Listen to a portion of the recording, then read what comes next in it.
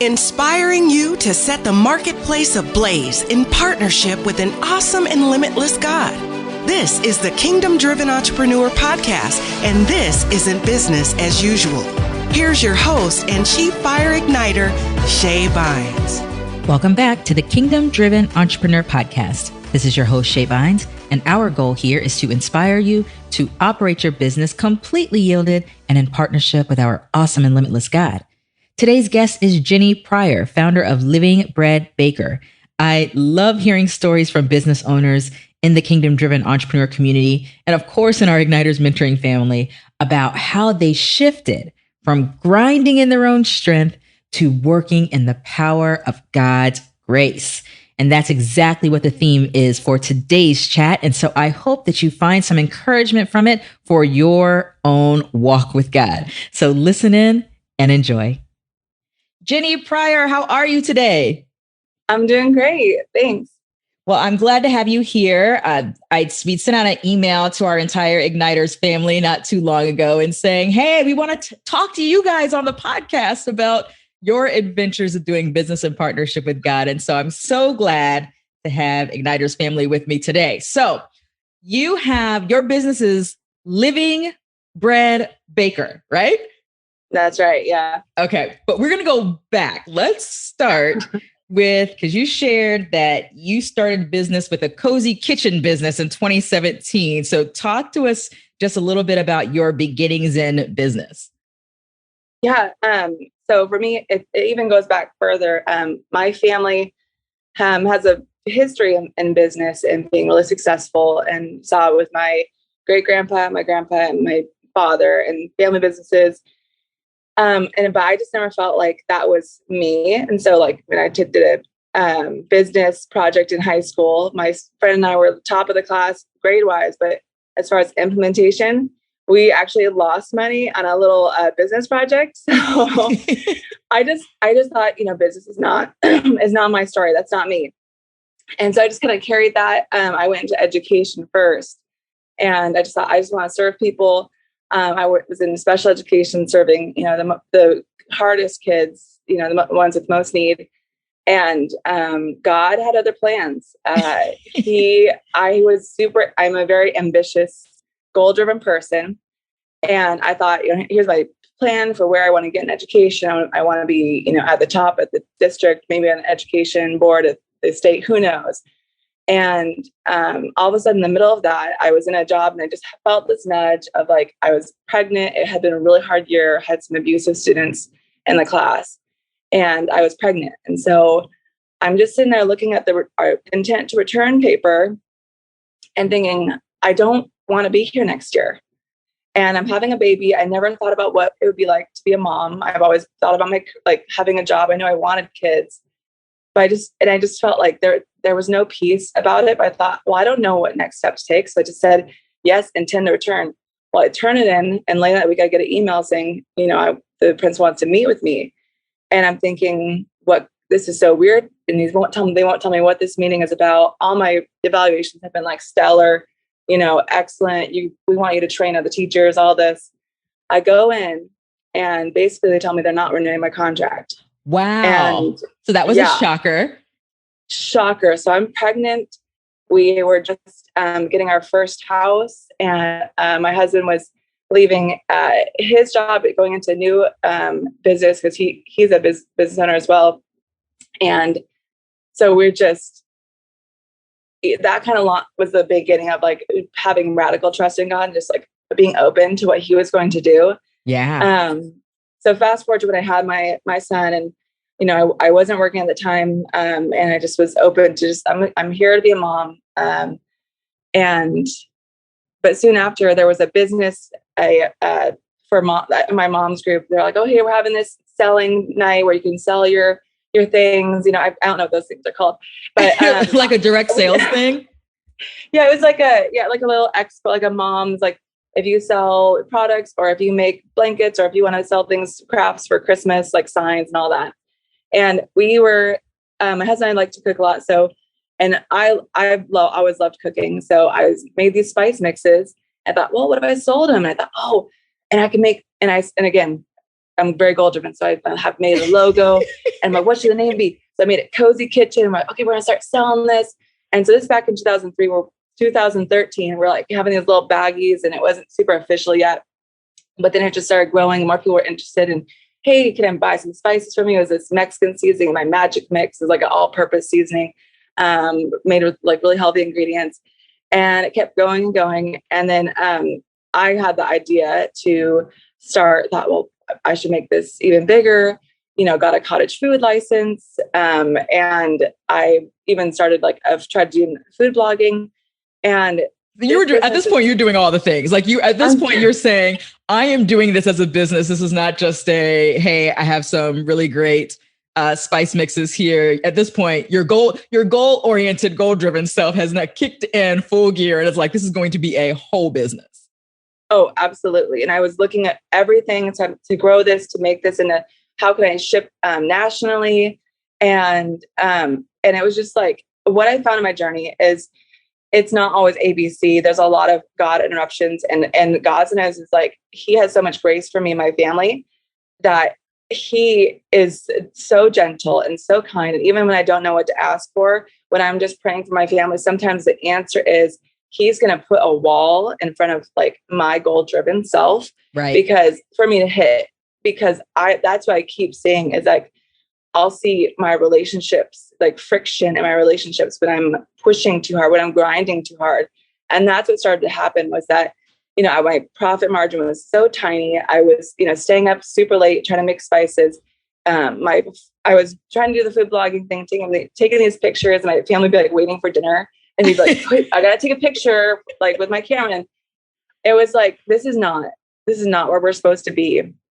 And so I just felt like there was a shift happening. I was trying to get in the food, the farmer's market, and the door was just locked so tightly. And I'm like, why is this not working? Why? And then now I'm so thankful. I'm like, I can't imagine I have 3 young kids and having to be at a farmer's market, especially in this past year. And all of a sudden I've been baking sourdough bread.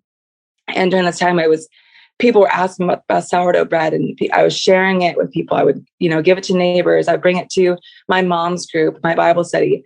And I had the opportunity to speak at a women's Bible study. And so I basically took the whole bread making process and did kind of a illustrated talk where I was making bread and talking about the Holy Spirit's work in our life. Yes. As 11. And it was it wasn't a hard talk to put together. I felt so excited to do it. And again, that joy of working with God. And afterwards, I had so many people coming up to me saying that really spoke to me. That was amazing. Like that you're gifted all these things. And I'm thinking that was easy for me. Why? I'm getting so much feedback, but all I knew it was God. Yes. Okay. I have to stop you for a second because I got to go back. I got to fill in some blanks here. So you were doing the spice business. When did you stop? When were you just like, okay, these doors are closing. This is probably not where I should be putting my attention right now. And then there was this shift to sourdough. So I missed somewhere in here. What was God doing in the midst of this? I know there was closed doors on the spice side, but then all of a sudden there was an opening on the sourdough side. So talk me through this. Yeah. So it was happening at the same time. So that talk was in December of 2017. And I was trying to get in the farmer's market actually that same time frame. And I had been having these dreams of just really vivid dreams. I was writing them down about bread and bread expanding to huge proportions. And so that spring, I'm just I kept feeling like God was telling me to do a sourdough class. So I finally sent it out and I start getting the gears moving. I have one person interested. And meanwhile, things are just kind of not going well in our family as far as financially, we were struggling this whole time, which is part of the reason why I was pushing so hard. Right. And then I just felt like I wasn't being very present with my kids. And I was just really seeing that disconnect. And then my husband was, he was getting frustrated because he's very passive. He's so sweet and, wouldn't say anything. And I could just feel the tension of this is not working for my family. Yeah. And so had just really divine encounters that spring. I was able to serve my grandpa, and that's a whole different story, but was able to have this special weekend where I brought him bread, and it was this special time that I just will never have again, because he's passed now, but it was very rare. And it was just, I just felt like God's presence in that visit with my grandpa and my family there. And afterwards I go to a bakery. I'm like, oh, let's just go to this bakery. And it happened to be a tiny hole in the wall Jewish bakery, and they're making challah. Yes. And they invite me in there and say, come on in, make challah. So I'm making this challah with them. I'm thinking like, Jesus, like, this is so crazy. And it's right before Passover, Easter. And I'm like, wow, like you're speaking loud and clear that like you're doing something with bread, and you're bringing like other people into the story to really make me follow this. And so basically it was time for my blog to be renewed, and it was like, we didn't have the money to do it. And I just felt like God was saying like, close that door right now. Time to shift. So it's like, we're done with that. And so we did. And then that May, I just felt like it was time to shift and have a new name. And I just felt the name from your husband, Phil, like so I was doing these videos about bread for YouTube. And I was like, hey, it's about the Bible and bread. Like, what should be called? And your husband went on in the old Facebook group we used to have, said, what about Living Bread Baker? And I'm like, yeah. Wait, when we had the kick, hold on a second. Okay, so you found Kingdom Driven Entrepreneur around the same time that you were making this transition into the bread thing. And so back when we still had the Facebook group, you were sharing at that time, and my husband, now CEO, but my husband, he was just kind of hanging out in the group at that time. I don't even think he was on the team at that time. He gave you a name and gave you what is it again? Living Bread Baker. Living Bread Baker. So there you have a new business name. God's dropping like all of these, like you're getting dreams, you're having these confirmations that are happening, and they're all kind of confirming a shift. Now I got to ask you this before we continue, because you've already indicated that you were achievements, kind of goal driven. So now when God's starting to kind of shift you in another area, did you come into this shift into bread with the same kind of mindset and drive as you had before, or had this breakdown in your family, your introduction to Kingdom Driven Entrepreneurs, start having you make some shifts and say, I'm going to do this bread thing a little bit differently? Talk to me about kind of what was going on within your heart and your mind at the time. I think it's a little bit of both. I think there's sometimes I try to race ahead, and then like, God will bring me back, and he's helped me be a lot more aware of myself and my relationships, of just starting to see like, oh, there's something happening here. Like I need to pay attention so there's something I'm doing that's causing friction. Cause that's a lot of times what happens, especially in our household, is like, I know that like, I'm such a pusher that like I'm having to learn grace for myself. Yes. So I give grace to others. So it's been interesting because even that same month, it was my first class was scheduled for June. And at first I was thinking like, I just knew God was stirring. And what I thought he was stirring was for me to have a really unique, like cottage bakery, right? So bake from my kitchen, sell to people, because I'm like, well, people want bread. They love the bread. But what would happen was like, I would have a morning where people come and pick up things. And it was like all chaos would break out in the house. Like I'd have kids crying. Like it was just, I'm thinking like, what am I supposed to be doing? Like I thought this, so it was like clear that is not what I'm supposed to be doing. That is, taking too much for my family.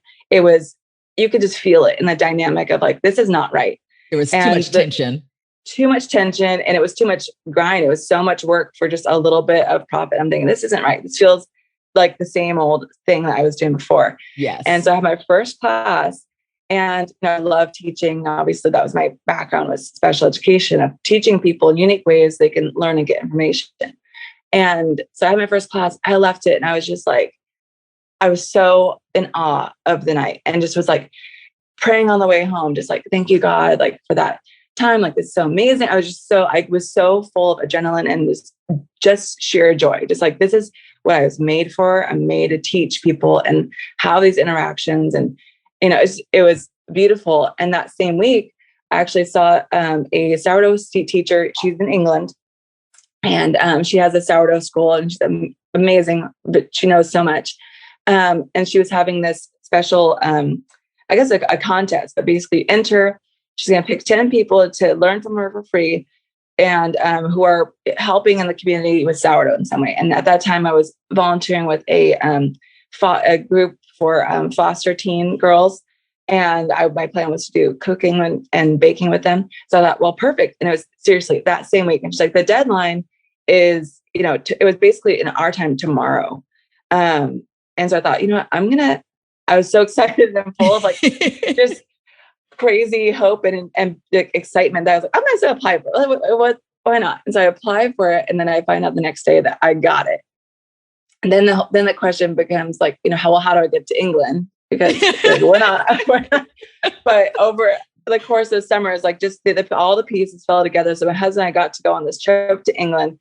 I got to take this class and we had the kids cover, which is like the biggest miracle. Like people, right. Like grandparents watching kids for a week while the parents are international. So, and it was just that fall I started teaching and it was like all my classes were sell out.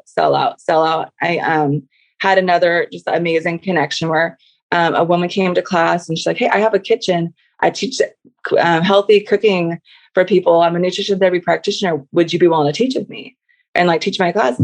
And I said, yes. And it's like, from that point on, it was like, I was, just partnering with her was awesome because I would come in from the kids and she would have like her space amazing, everything set up for the guests and I'd be able to teach and then go home with my family at the end. And it was like, just joy-filled, grace-filled process. It's interesting because God shifted you into something and then also brought together your pure love for teaching. So you're thinking, hey, I'm going to go into this. And your first approach was doing it the way you did your spice business. And then in the process of doing that, it's like, this is feeling like a grind here.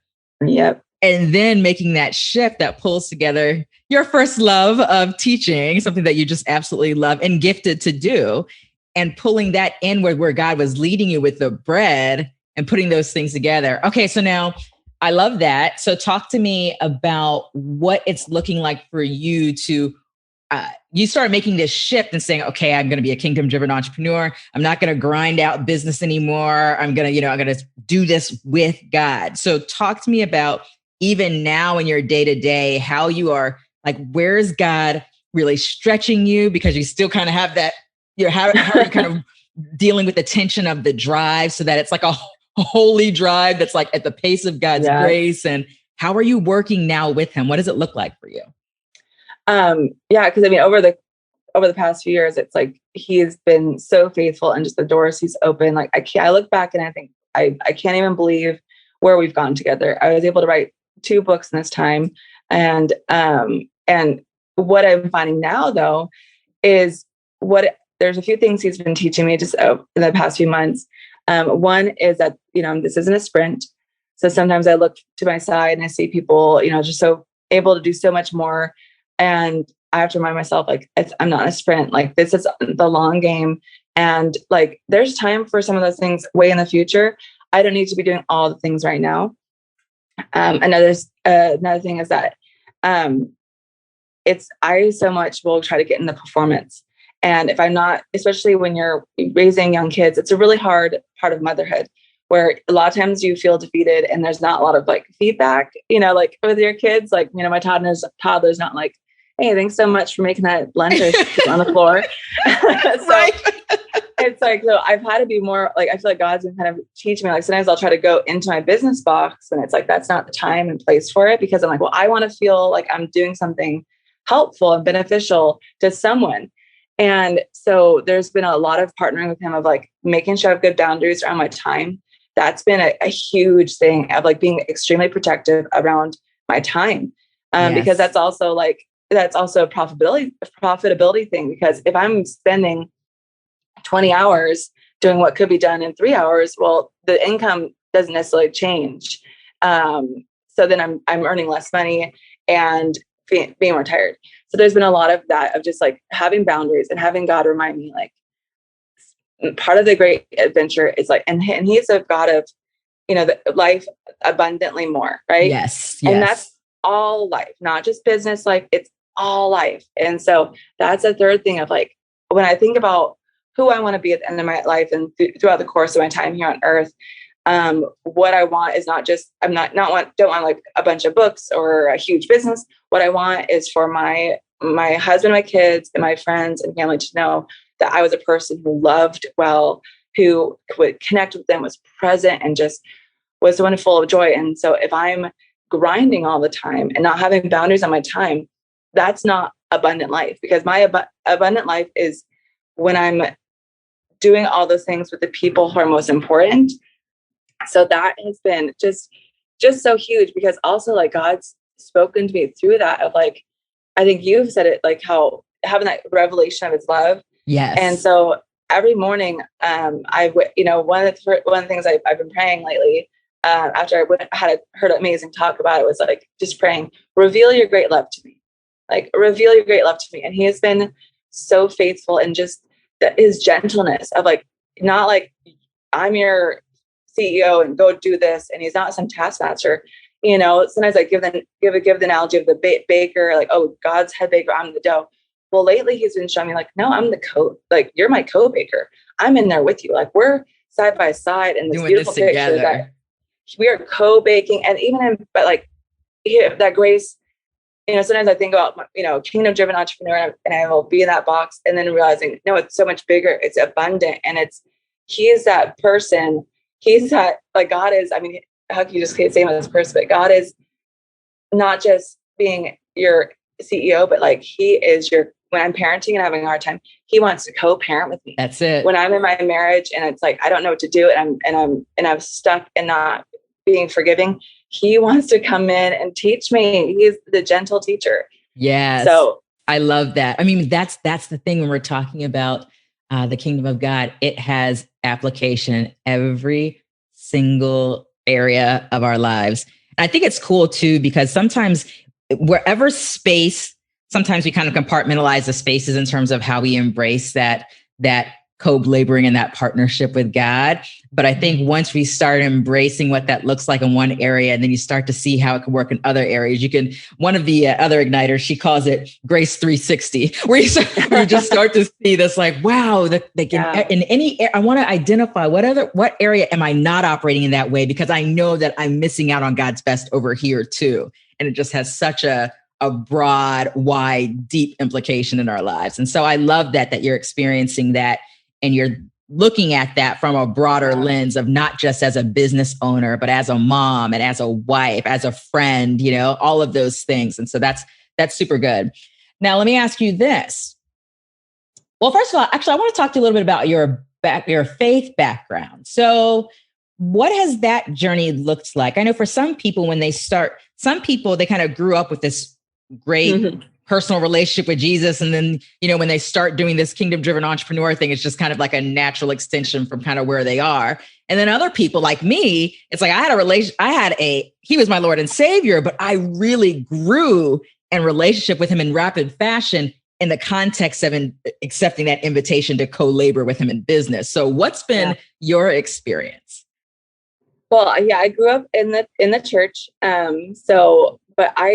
Because of my personality type, I feel like I'm now started to unlearn a lot of things that I learned, either just like were taught or just like I just picked up. And so like realizing that like I'm so much, I do so much out of performance. And so that's something I'm trying to work on, like try to allow God to teach me and unlearn that, because realizing like, oh, I don't need to do these 10 things to make God love me. Oh, I don't need to do I'm so much like, God's going to be happier if I do this, or having the idea that he needs me to do these things, and realizing like he doesn't. Like he is God. He doesn't need that, but he gives us, and realizing that like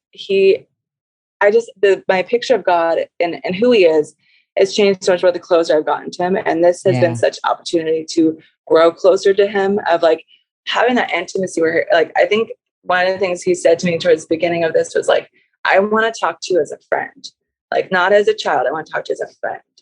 And I just have felt like so much more of his presence, and heard his voice so much more clearly, and working on this together with him. It's like, it's not, hey, go do this because you're on a mission and you better go do it, because if you don't, then people are going to suffer. And it's like, no, I'm giving you this invitation, this opportunity. Come experience a life that's abundant. Come experience more joy, more peace, more of my presence. And so good. It's been it's been so good, but I was never taught this in Sunday school. Right. So. That's it.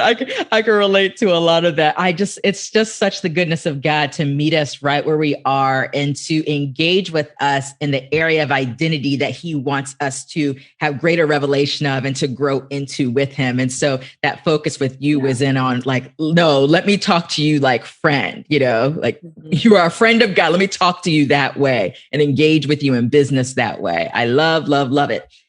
That's super good. Let me ask you one other question before I let you go. So right now in your business, it looks like, I'm not sure exactly what all it looks like. I know you've got books and you're teaching classes. Is that the fullness of what's going on in business right now? With living, I want to get it right. Living bread baker. Yes. So right now, it's funny because during all of this, you would think that like I'd be doing everything online, but right now I'm working on like what could be online, but so far this past year I've spent more money on the online stuff than made money. But so what's still been profitable is I have small group classes where I have some private in-home group classes, or I have some at the nutrition therapy practitioners her kitchen, and so those have been going great. I even had a class for my first one for kids, which was really cool because it's just like being able to, it's so small, but being able to like speak into kids and encourage them. A lot of kids are struggling with anxiety and identity, even more lately. And so just being able to have that short time where I can speak into them and say, hey, you're doing this really well. Oh, I love the way you're doing this. And I see calling out their greatness. So right now I feel like I'm still doing the classes, and it's been really wonderful I've been able to do class again, because there was a while I was doing, no classes. Right. So I'm doing that, and I'm exploring some different opportunities for books in the future, but kind of praying about those, exploring those. So we'll see if there's another one coming out. But I'm looking forward. I feel like there's something with kids and teens, and especially by my life stage with like I have a 5 and 7-year-old and a toddler, and my that you're homeschooling, by the way, while you're running a business. We didn't talk about that aspect, but you're homeschooling your kids, the two oldest, and you've got a toddler while you're doing this business. But keep going. I just want to make sure we got that in there. I know that kind of explains some of the boundaries. Correct. Correct. I really only have a few hours a week, truly. Yeah, exactly. Yes. So I feel like there's something there that's opening up. But right now it's classes, and just trying to be diligent and like, again, have those good practices in place, because I feel like when we prune and we make room, then God allows more things to grow. So I feel like there's things that he wants to grow right now. And I have to be faithful with being wise with my time, diligent, and pruning out the things that are not being effective. So, just continue to make classes and stuff. So, I love that. Super good. Well, I appreciate you so much for sharing your story with us today, Jenny. I think there's a lot of points out of your story that people can really take and really relate to and apply. So how do people get in contact with you? Where do they go? Well, thank you so much for having me on here. I've listened to podcasts for years, and it's, since I started this journey with KDE. But to get a hold of me, I'm on livingbreadbaker.com, or I'm on Instagram and Facebook, same thing. It's at Living Bread Baker, and also email jenny@livingbreadbaker.com. So love to, if anyone wants to learn about sourdough, I have a quick start guide, because that's my goal. Is like, my special education background, I break down things that are really hard in a lot of ways, so people can actually understand it. Yes. So that's what I love, is like having people have the light come on, because I teach in a different way. I love that. And then for those who may be local to your area, you are in Sacramento, California, right? Yeah, just outside. So I'm by Roseville, California. So, we're right down the hill from Tahoe. So we're like, have some foothills by us. There you go. So if you're local and want to connect with some of the in-person things that she may be doing, just keep connected. Thanks, Jenny, so much for sharing today. Thank you so much, Shay. Loved the conversation with Jenny. And I have here with me Mr. Phil Bynes. How's it going, Phil? It's all is well in the kingdom, as Dr. Tony would say. all is well in the kingdom, so all is well with me. There we go. I was so cool to find out that you had given Jenny her business name. Yeah, I didn't even realize, right? See, God will provide in strange places, right? With strange people. You're the strange person. I'm the strange person. That's right. Oh, that was fun. Okay, well, so talk to me about what stood out for you in this episode, Phil. Okay, so the theme that I got from this episode, and bear with me here, I got, God's grace over your life will cause three different things that we've experienced from her story. So first of all, God's grace over your life will cause God to push you out the nest when you no longer need to be in the nest. She was sharing with us about how she was a special ed teacher, and she was going to renew her contract when she didn't really feel like she was supposed to. She was pregnant. She had abusive students, and she was just going to do it because she didn't have anything else, lined up. And so she was going to do it. So that's one thing there. God will push you out the nest when you need to go out the nest. The second thing is, God's grace over your life will close doors when they need to be closed, and at the same time, open doors that need to be open. She was talking about how, once she was out there, that's using your terminology, God got you out there, right?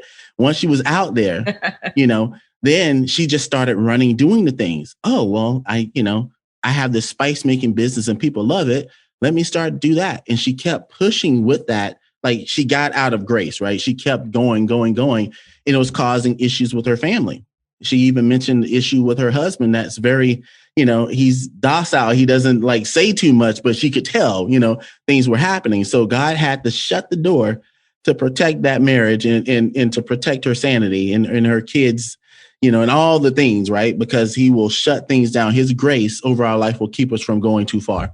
And the last thing is, that opening of the door. And so while he was shutting that door, at the same time, he opened another door, something that she hadn't even thought about, the whole sourdough making, right? And, and opportunities arise for that. She had an opportunity to go over to, England, Great Britain from that. And so it's just awesome. Like, God's grace does a multitude of things for us. And that's what I took from this podcast episode. Yeah, that was super good. What was that first point again? What was that first one? The first point is God will push you out the nest, like when you're like, you're supposed to go, but you refuse to go. So that reminded me of something. Yeah. So I'm going to share this because it's been on ever since you said it. I have not stopped thinking about it. So I had this dream. I've shared this maybe once or twice before. I'm going to share it because someone needs to hear it right now. So I had this dream years ago where it was dark outside. I was on the top of a skyscraper, and there was this one little light at the top of the skyscraper. So you could see a little bit, there was a little bit of light. So what I saw was there was this wooden plank that was off the side. It was on the building, almost looked like a diving board. You could see it just kind of going off of the building. And so I was feeling compelled to go on this board, this plank. And so I go over there, but as I'm getting close, I'm realizing that there is nothing holding this plank onto the building. So in other words, if I stand on this thing, I am going to fall to certain death. Okay. So I'm looking at this thing. I'm like, it makes no sense to get on this thing, but yet I'm sensing I'm supposed to get on this thing, but there's nothing holding it to the building. So I start putting my foot. I go and I put my foot on it just to kind of feel around. And I do confirm, right, there's nothing holding this thing. It's wobbly. So I'm just kind of fooling around with it or whatever, but I can't shake that I'm supposed to be getting on this thing, but I just won't. I'm just still playing around with it. But then I feel this gentle nudge, I end up on this board. Now, of course, when I was nudged onto the board, what happened? I'm falling, right? Because there was nothing attaching it. But as I'm falling, I hear a voice say, check your pocket. So I put my hand in my pocket and I could feel a button and I hear push it. And so I pushed the button and then a parachute came flying out. And then I'm just kind of sailing. And then I heard, you see, I got you. And I woke up from my dream. And that was such a comforting dream about like the grace of God. So even when he nudges you in these ways, that it's a little bit scary. It's unfamiliar. It doesn't feel safe. It doesn't feel secure. He is our safety. He is our security. If he's leading and guiding us there, we go and do it. It is by his grace. He's got us. He's got us. God's grace got us. God's grace got us. That's an alliteration. Look at that. Hashtag God's grace got us. Oh man, good stuff. Good stuff. All right, you guys, before we let you go, if you have not checked out Firestarter School, now's a really good time to do so. A really good time to do it. Firestarter School is basically our basic training on kingdom-driven entrepreneurship. It is basically about 3 hours, maybe a little bit more than 3 hours of teaching and mentoring around what it looks like to be a kingdom-driven entrepreneur, what it looks like to do business in partnership with God. What is the heart of kingdom-driven entrepreneur? And so we definitely encourage you that if you have not taken advantage of that, it is audio, but there's some PDFs to go if you prefer to read, but listening is very powerful. So listen and read and check that out. It's available at the price of your own choice at kingdomdrivenentrepreneur.com/Firestarter School. We made it super simple. Just go to the link, prayerfully choose your price, pay for it, and you've got instant access. And I really believe that it is going to result in some shifts in your mindset, some shifts in your heart, and really compel you to walk this out wherever you are, walk out an even greater level of kingdom-driven entrepreneurship in your walk in doing business. Mr. Bynes, is there anything that you wanted to share before we hop off? Yeah, really quickly. I really sense that this is a season of acceleration, this spring season, as we're entering into it for kingdom-driven entrepreneurs. You want to make sure that you get your foundation started quickly and right, because what's going to happen is there's going to be a lot of fire that's going to come out of this movement in very short order. And you might as well be ahead of the curve than, being behind. Now, God is the redeemer of time. And so even if you don't move when he's telling you to move, you'll be able to make it up. But I'm just saying, in this season, you want to be ready to go. And Firestarter School will help get you ready. You'll have the foundations. Get your stuff in order. Get your stuff in order. I'm telling you.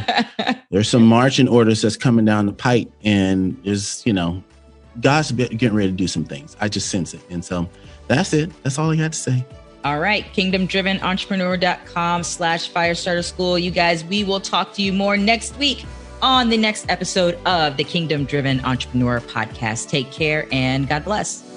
Thanks for joining us on the Kingdom Driven Entrepreneur Podcast. If you've enjoyed what you've heard today, we encourage you to subscribe and spread the word. And don't forget, you can gain access to even more resources, plus a thriving community of fire starters by visiting our website at kingdomdrivenentrepreneur.com.